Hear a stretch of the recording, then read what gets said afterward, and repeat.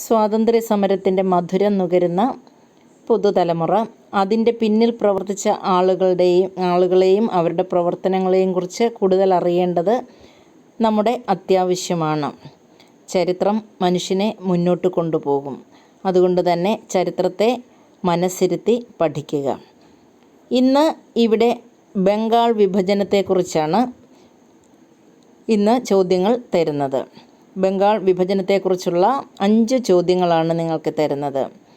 ഒരു കാര്യം എല്ലാവരോടും പറയുകയാണ്, നിങ്ങൾ ഈ ചാനൽ സബ്സ്ക്രൈബ് ചെയ്യാൻ മറക്കരുത്. ബംഗാൾ വിഭജനത്തിന് കഴ്സൺ പ്രഭു ഉത്തരവിട്ടത് എന്നാണ്?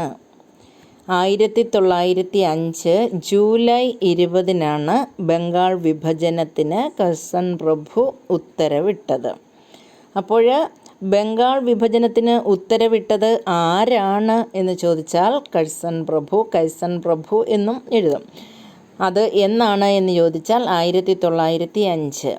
ആ തീയതിക്കും പ്രാധാന്യമുണ്ട്. അതുകൊണ്ട് ജൂലൈ 20 എന്നുള്ള ആ തീയതിയും മറക്കാതിരിക്കുക.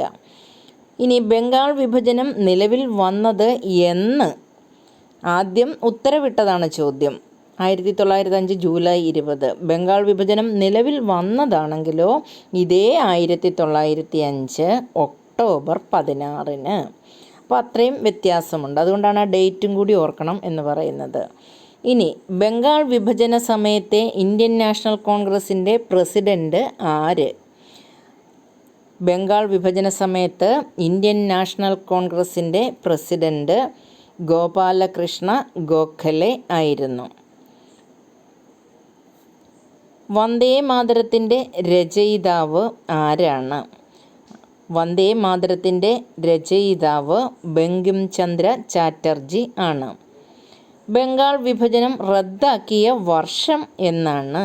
ബംഗാൾ വിഭജനം റദ്ദാക്കിയത് 1911 ആണ്. അപ്പോൾ 1905 ഒക്ടോബർ 16 ബംഗാൾ വിഭജനം നിലവിൽ വന്നു.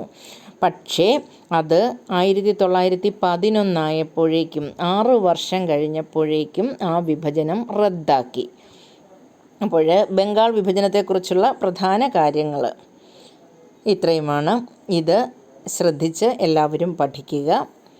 മറ്റൊരു വിഷയവുമായി, പ്രധാനപ്പെട്ട ഒരു വിഷയവുമായി അടുത്ത ക്ലാസ്സിൽ നമുക്ക് വീണ്ടും കാണാം.